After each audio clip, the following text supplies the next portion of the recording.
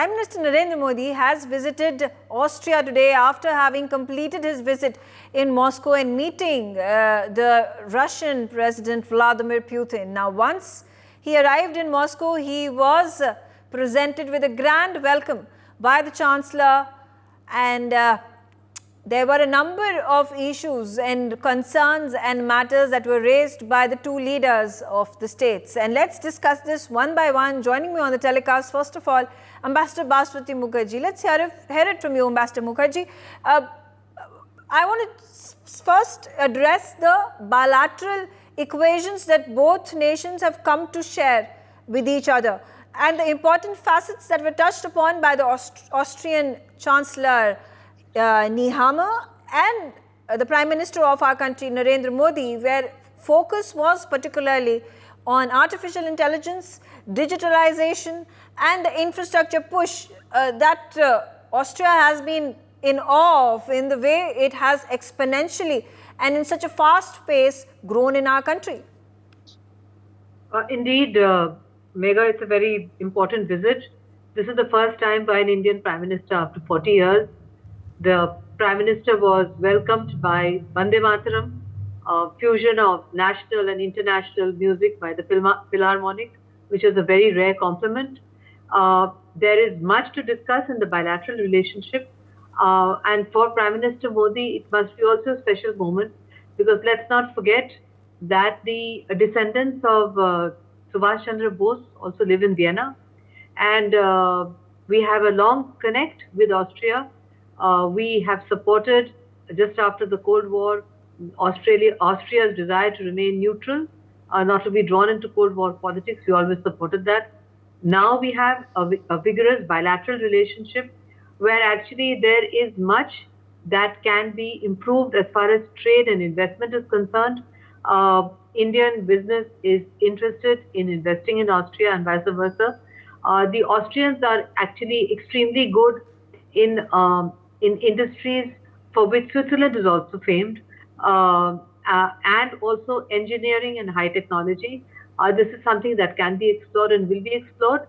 And more than that, I'm told that the talks also covered the whole issue of peace and security, particularly in Europe, because of the Russia-Ukraine conflict. And PM has just come from Moscow. His Austrian counterpart must have asked him whether there had been discussions one-to-one on this matter with President Putin. Similarly, there would have been discussions on what's going on in Gaza, why the ceasefire is not holding, what could be done further so that it doesn't escalate into a major conflict in the Middle East, etc. And there could also have been discussions actually on the whole issue of NATO and whether NATO should or should not get involved in the Ukraine conflict, because there's a huge amount of pressure on NATO by Zelensky to get involved. But the moment NATO gets involved directly in the Ukraine conflict, then it actually becomes an international conflict and you are on the verge of World War III. So these are many of the issues which I'm sure would have been discussed in the course of the discussions between our two leaders. Yeah, and of course, the joint press briefing that was done by the Prime Minister of our country and the Australian counterpart, there were these two statements that were made talking about how war is never an answer and how the condemnation that was expressed by both the leaders of the lives of innocents that was being taken because of the wars in Ukraine and in West Asia between Israel and Hamas. I also have with me Professor Madhu Nalapat, and Professor Nalapat, taking a view, particularly I'm going to shift back to the conversation about India and Austria bilateral ties and specifically about how there has been a gap of 41 long years since the first Prime Minister of India went to Austria. Why has it taken so long? 4 decades. And what has been the contrast that you see in Indira Gandhi visiting Austria as the Prime Minister of the country versus now Prime Minister Narendra Modi? Well, there's quite a contrast because, let's be honest, Prime Minister Modi is known throughout both sides of the Atlantic. I mean, by a lot of the citizens possibly the majority of the citizens of the European Union and certainly the United States. And in both, his name is very well known, and he himself is personally very popular among large sections of the public that respect his conservative bent of thinking, combined with ensuring that a floor is provided for the poor to, to, to, to do well and to improve their lives. The lifting of out of poverty of an unprecedented number of people in India by Prime Minister Modi would certainly have been noticed. I think it is a very smart choice to fly to Austria after Moscow. It demonstrates to NATO, all the NATO leaders, that look, India may be close to Russia, yes, but India is not in any way distant from you or not in any way in anything other than a friend of yours. It's a very smart message to convey because Austria is not a member of NATO, but Austria is very much part of the West. It's very much part of the West. So I thought it was a very smart move on the part of Prime Minister Modi to go there and to explain, I think, in detail in private conversation with the Austrian Chancellor as to India's motivations. And the Chancellor would have explained why Europe is still suffering from the delusion that Russia will withdraw from the whole of Ukraine when all that's possible is a ceasefire, and the sooner this gets done, the better. You'll notice, Megha, that in both in the Chancellor's comments, he mentioned tech cooperation, he mentioned education cooperation, he mentioned people-to-people cooperation, and these are all subjects that we touched upon in our phono many hours ago on the same subject. So quite clearly, a very smart move to go to Austria to show very clearly India is a friend of the West. And after making it very clear, India will not abandon Russia for the sake of the West. And the West should not expect India to abandon Russia for its sake. Megha. Okay, all right. Surinder Singh Lali, how do you view the visit that Prime Minister Narendra Modi has made to Moscow and then he's made a pit stop to Vienna before he comes back to India versus what has happened with the other non-NATO countries in European Union, whether it is Hungary, the Prime Minister of Hungary, Viktor Orban, was in Moscow just a few days ago, then he traveled to Beijing, which also raised eyebrows and statements from United States of America and other NATO allies.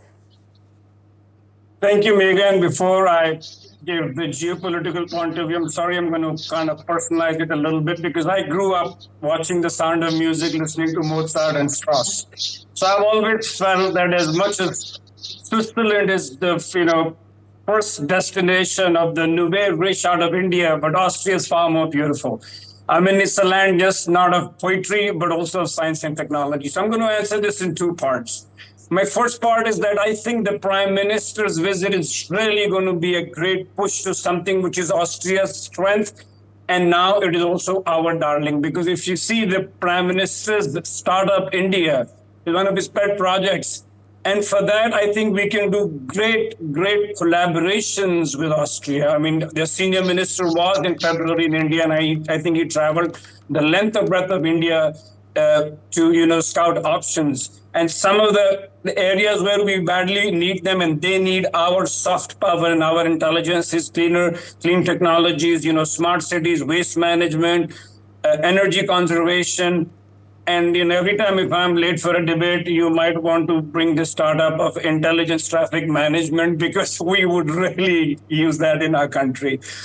So, Megha, the best thing would be Austria could be the gateway for us to go into Europe, because if we are able to successfully, which I've seen no reason otherwise not to, work on these startups, then Austria can be a gateway to the rest of Europe, because, European Union is still one of the largest economies after the US. So this could be a big, channel for us Indians to be opening up, getting into Europe. Now, the second part, which Professor Nalapath also touched, was the purpose of diplomacy is to operate in one's own national interest. So I don't want to take any spotlight away from this trip to Austria, but Prime Minister Modi's trip to Russia and then to Austria has great amount of signaling to the West, and especially when the 32 countries are meeting up in Washington, the NATO countries, and I don't know if they're trying to work against Russia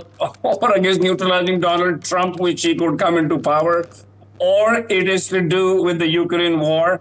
But I think it's a great messaging to the world that strategic economy and national interest is supreme to us. I mean, in this Cold War 2.0 era, I don't think India was an expedition to Washington, Brussels, Moscow, or the Key, because we are operating in our free space. We want to work for the interests of our 1.4 billion people and our requirements. And the last point is that India also is clear that we stand in the path of peace. And we have been consistently on board with the 4 recent multinational peace summits, starting from Copenhagen, Jeddah, Malta, and in Switzerland. Right. So I think this is a great win-win situation, not just for the Indian economic growth, but also our political stance and our geopolitical influence on the rest of the world. Okay. Ninad, coming to you again, I'll ask the same question about what is the difference when Prime Minister Narendra Modi, the leader of the state of India, goes and pays a visit to Moscow versus when the Hungarian Prime Minister arrives in Moscow to meet President Putin and then goes to Beijing right after?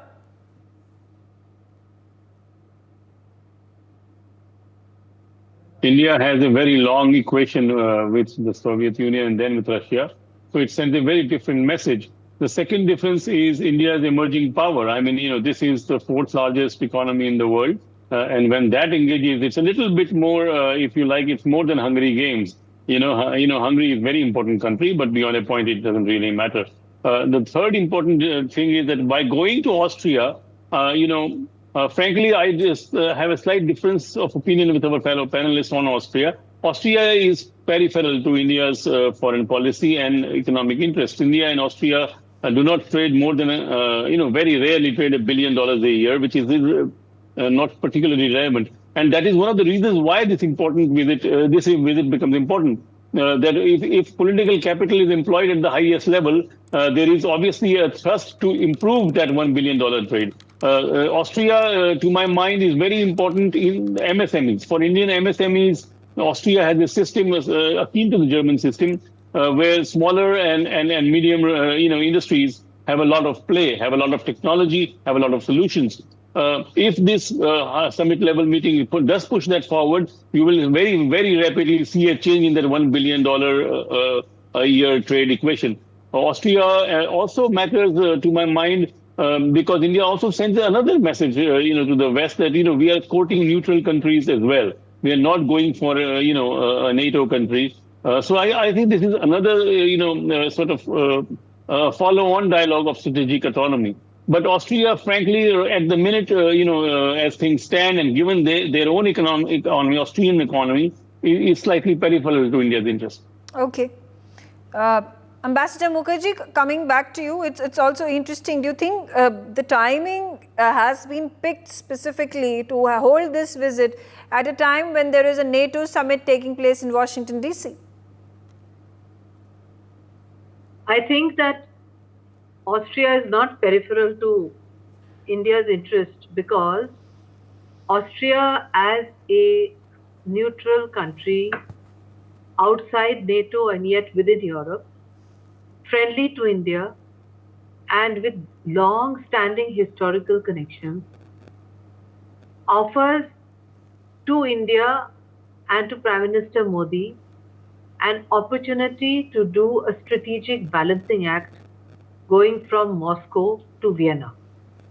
I would look at it from the perspective of strategic balancing in a unipolar world where the Americans have been critical. Some aspects of American public opinion and the US government have been critical of the Prime Minister's visit to Moscow. The balancing act demonstrates that India will follow its national interests. India is sensitive to the concerns of its strategic partners in the West. India has gone to Austria, which is not in NATO, but which is part of Europe. And Austria has actually played a very important role in European history precisely because, just like Switzerland, it always insisted on remaining neutral.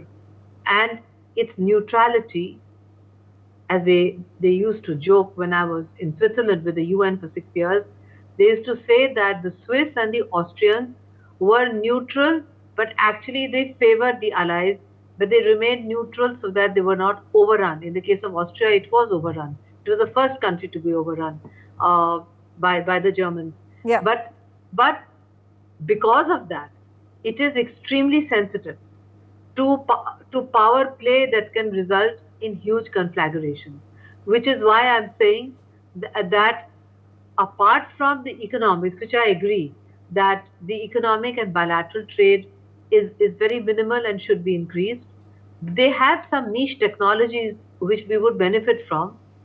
And from a political perspective, let us not forget that because of the relationship with Subhash Chandra Bose, etc., it also has a political significance for an Indian Prime Minister going from India to Moscow to Vienna. So I would actually say that it's a very important balancing act. It has demonstrated at a time when the NATO summit is going on. The NATO summit is trying to judge whether Biden has it in him to continue with this campaign or not. This is the first NATO Secretary General under Mark Rutte, whom I know very well, who was Dutch Prime Minister. He's a pragmatic man, very much wedded to NATO because unlike Austria, Netherlands is very much part of EU and part of NATO. So these are very important signals, and I don't think that that there would be much difficulty in understanding that in going to Austria, Prime Minister is also signaling that he would like an end to the conflict in Ukraine. He would like the Gaza conflict to wind down, and that these are two major conflicts which are a huge threat to international peace and security, but more than that, to Europe's peace and security. Yes. European security is much more threatened by both these conflicts than Asia or any of us sitting here in India. Okay. Coming back to you, Professor Nalapat, the same question. Interesting to note, is it just a coincidence that the NATO summit is taking place right after the Prime Minister has visited these two nations? Well, you're perfectly right, Megha. And I'm sure it's not coincidental that Prime Minister Modi has been Vienna, a very, very scenic capital. I've had also the good fortune of going there. And I'd encourage you to buy chocolates at Vienna airport when you leave, because those chocolates are absolutely fabulous. Now, I want to say very clearly that the European Union has misconceptions, very grave misconceptions about not just Russia, which many European countries still consider enemy number 1, 2, 3, 4, whatever, and with China and Viktor Orban going to Beijing to play the role of peacemaker is frankly the theater of the unreal, for a simple reason that China has been wanting to keep this conflict going as long as possible, as indeed has the United States under Joe Biden. Joe Biden has been a cheerleader for the Ukraine conflict. And China has quietly been ensuring that Russia continue this conflict without serious trouble. But the point is that going to Moscow, yes, President Putin really wants what the Prime Minister Modi was talking about, a ceasefire. Of course, after a little while, he may decide that that's not enough. He may go and take over Odessa as well, and then declare want a ceasefire. But the fact is, the longer this conflict lasts, the longer Western statespersons ignore the advice of Prime Minister Modi that this is not the time of war, that it's time to make peace. Well, I would like to say the closer we are to a NATO-Russia conflict. And that's what Zelensky has been wanting from the very beginning of February 2022, conflict with Russia. that NATO be dragged into it. That would be a catastrophe for NATO. It would be a catastrophe for the whole world. And of course, not to mention Ukraine, which will be torn to bits. Why Zelensky is so insistent? Now he's given weapons. Biden, for whatever reason, is giving him greater and greater latitude in using those weapons. By doing so, he is basically giving wings to the prospect of a NATO-Russia conflict, which I think is a horrible legacy for Biden to have. Yeah. Boris Johnson joined Biden in basically putting this Ukraine conflict on steroids and trying to and say, oh, we can defeat Russia. And Boris Johnson has been basically, I mean, he's out of the Conservative Party leadership. He's regarded as a clown. Biden, frankly, is going to lose the election because of his fanatic obsession with keeping the war going. Americans are beginning to resent the vast amounts of money, their taxpayer dollars, that he's funneling into Ukraine in a war that Ukraine cannot win and NATO cannot help it to win. Yeah. So I would say that, yes, I think the Prime Minister has given the best advice. I just hope that Biden takes it before it's too late, because if he does not, it's going to be Trump dealing with the situation. And of Yes. course, that Trump and India have got a good relationship. So does India under Biden, if I may say so. So I think that is Prime Minister Modi was absolutely right nearly 2 years ago when he said this is not the era of war. And what's happening in Ukraine may convert into an era of world war, which will be a disaster, Megha. Okay. So, Rinder Singh Lali, since you've touched upon the subject of US President Biden and whether he is capable of running the country for the next 5 years in his next term if he is elected, versus what the NATO allies and the world at this point of time is pondering and worried that if it was Donald Trump who were to come to power and handle the equation of NATO with Russia, who has been I don't know, a less sympathetic stand over how NATO or America deals with Russia by the force of NATO that it utilizes is something that is also questionable, is something that is also being spoken in political circles, in the diplomatic circles, could be a double whammy for NATO and for America. In this larger sphere of things and an issue that primarily concerns the West, how does India get to have its perspective? Because at one point of time, I think just a year that had gone by into the war, there were also murmurs that India could be amongst the possible countries that could negotiate peace or some sort of a deal between Putin and Zelensky. But obviously that is not fructified. Megha, I have great regard for senior citizens. Please take my next compliment with a pinch of salt. I think the American election is between the old man and the con man. And I sometimes feel that the entire world, should be allowed to vote in the American elections because they pretty much influence lives of most developed and developing nations. But having said that, Megha, just to answer the previous panelist with all humility, I would disagree where he said that I don't look at Austria as a country. I look at it as a passport or a visa to other 27 countries of the European Union. Because if we are able to make the right partnerships in the startups, we can then work on these technologies and not only help improve lives of people across the globe, but also the global south, because that's another important position we are in. And that could not only just be improving lives, it could be a great financial successful model for us too. You said, what was the question about the American? Can you be more pointed on the American? Question about whether if Donald Trump were to come to power, perhaps his influence over NATO is going to be in the direction that he is going to be less supportive of Ukraine when it comes to the Russia-Ukraine war. Megha, the jury's still out. I'm not too sure if Donald Trump / Joe Biden, because both the camps are having anxiety. They don't know how to deal with the situation. So I'm not too sure if it's that sure as Donald Trump coming. But having said that, he's a very transactional man. I mean, he decides without using any knowledge or any rationality or any prudence.